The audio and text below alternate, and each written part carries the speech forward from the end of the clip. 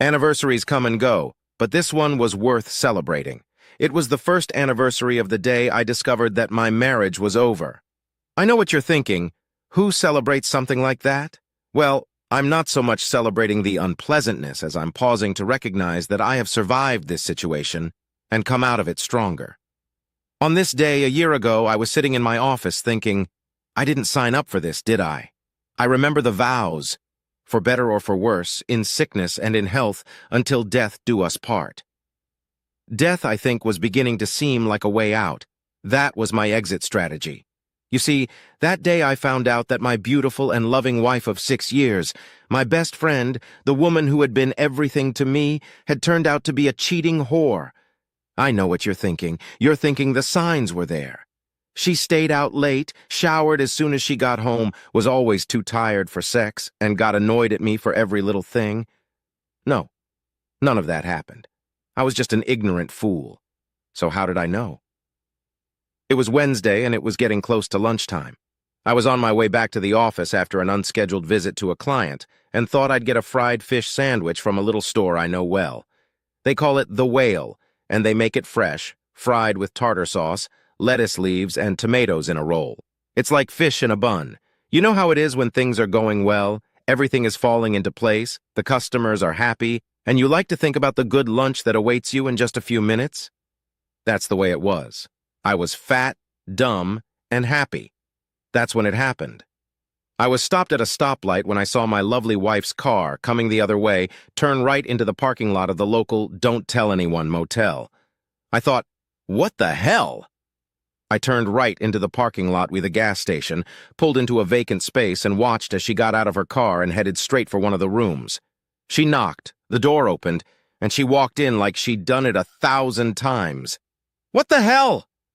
You're probably thinking I ran across the street and started pounding on the door.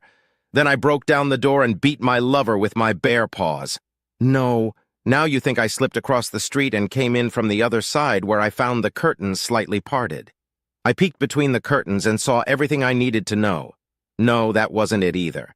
I needed to know, but I didn't need her to know that I knew. I just found a place where I could sit quietly in my car and watch that door. An hour after she arrived, she left. 5 minutes later than her, a man in an expensive suit came out of the room and got into a Lexus and drove away. Typical. I always thought a Lexus was an overpriced commodity for someone who was showing off. I was useless that day. I didn't even try to work. I just sat in my office and researched divorce laws online. It was as bad as I had heard it before. Regardless of the motivation behind the divorce, no fault or because of adultery, the result was the same. Damn her to hell. They had to pay. Then I realized I didn't even know his name. How was I going to make him pay if I didn't know who he was? Fate intervened that night. I had barely said 2 words to her all evening, and she was asking me what was wrong. What the hell did she think was wrong? Did she feel guilty? Was she afraid I knew something, or was her thinking so chaotic and her behavior so disjointed that she hadn't connected my attitude and her actions together? I stupidly watched the nightly news, and there was a local report of a bank robbery during my lunch break. The reporters had videotapes of the robber's appearance, and the woman involved in the raid looked something like my wife. The robber was wearing a COVID mask, but her hair and eyes and her height and build made her a good double for the woman I married. Of course, I knew it wasn't her because my wife was in that motel room fucking a jerk in a Lexus, but I can play dumb. Hell, maybe I'm not even playing. The next morning, I called the police department and asked about the robbery. I was told they were working on a few leads, which in cop parlance means we got nothing. So I innocently told them that the robber looked a lot like the woman who lived across the street from me, and I gave them her name. I also told them that she had recently bought a new car. That was a half-truth because I bought it, and I happened to know that my wife wasn't home when the robbery happened. That last one was pretty darn true. I figured they'd knock on the front door, have an awkward conversation with the whore, and at least I'd get a good laugh out of it to help me get through the next few weeks while I filed divorce papers. Oh no, it went much better than that. When the cops saw that she really did look a lot like a robber, and she couldn't explain where she was during the robbery, they took her down to the station for what they euphemistically called an interview, where she was forced to confess where she was and with whom. It wasn't hard for anyone who heard her to guess what she had been up to. They kept her at the station while they checked her alibi. That's a simplistic way of saying they put her in a cell and went to the asshole's house. When he wasn't home, the wife gave them a work address. The interest in her husband did not escape the wife's attention.